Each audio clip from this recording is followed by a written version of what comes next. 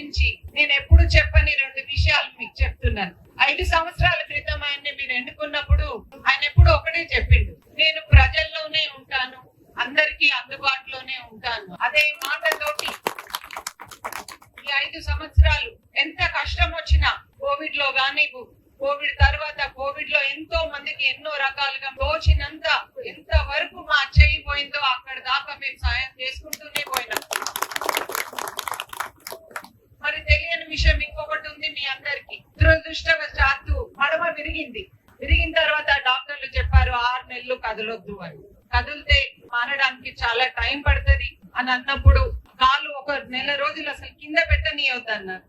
1 నెల రోజుల తర్వాత ప్రజల నుంచి ఎన్నో అవసరాలు వస్తుంటాయి, మరి ప్రజలు ఎన్నో బాధలు ఉంటాయి, వాళ్ళు ఫోన్ చేస్తుంటే అది చేస్తుంటే ఆయన ఉండలేకపోయినాడు. ఆ రోజు ఏమన్నాడంటే, ఇప్పుడు నాకు బాధ ఉంది కానీ నన్ను ఎన్నుకున్న ప్రజలు బాధల్లో ఉన్నారంటే నేను వెళ్ళాలి అని ఆ పరిస్థితిలో కూడా ఒక కట్ట పట్టుకొని బయటకు వచ్చింది.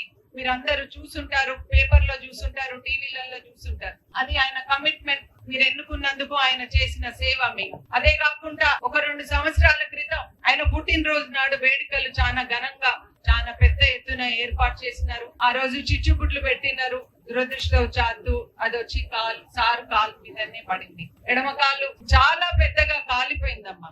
అది ఎంత కాలిందంటే ఉన్న కండంతా పోయింది. అప్పుడు బయటకు వచ్చేసింది. ఆ రోజు డాక్టర్ ఏం చెప్పిందంటే, దుమ్ము పడిందంటే ఆ కాలు ఇంకా బాగుపడదు, నీకు నువ్వు నడవద్దు, బయటికి పోవద్దు అని డాక్టర్లు ఖచ్చితంగా చెప్పేసినారు. కానీ ఆ పరిస్థితిలో కూడా ఎప్పుడన్నా ఎవరన్నా అవసరం ఉంది సార్ అని ఏ గ్రామం నుంచన్నా ఎక్కడి నుంచన్నా మీరు వస్తే మా సమస్య పరిష్కారం అవుతది అని ఫోన్ చేస్తే అప్పటికప్పుడు ఎవరికి కనబడకుండా ఒక సాక్స్ వేసుకొని వాళ్ళ దగ్గరికి వెళ్ళిపోయినారు. కానీ ఆ పరిస్థితిలో అది ఎందుకంటే మీరందరికీ నేను ఇవాళ ఎందుకు చెప్తున్నానంటే, మీరు ఎన్నుకున్న నాయకుడు ఆయన.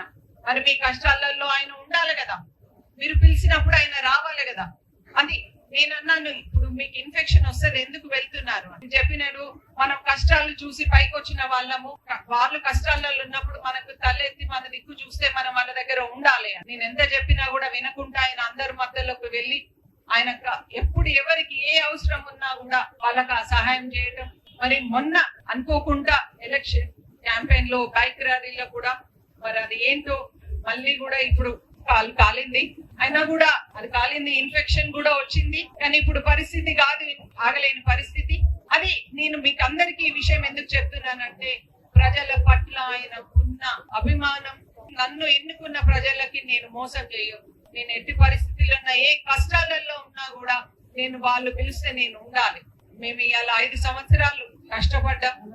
రంజిత్ రెడ్డి సారు ఈ 5 ఏళ్లలో ఏదైతే చేసిండో అది నేను వెళ్ళిన ప్రతి గడపకు నేను చెప్పుకొని, నేను అందరి సహకారాన్ని సార్కి ఓటేయండి, మీరు ఒక మంచి నాయకుడిని ఎన్నుకోండి అని అందరికీ నేను చెప్తున్నాను. మన ఊరు కానివ్వండి, ఏది అభివృద్ధి చెందాలన్నా మీకు అందుబాటులో ఉండే నాయకుడు ఉండాలి ఎప్పుడైనా. అందుకోసమని నేను వెళ్ళిన ప్రతి గడపకు నేను అదే చెప్తున్నా, అందుబాటులో ఉండే నాయకుడిని ఎన్నుకోవాలి అని.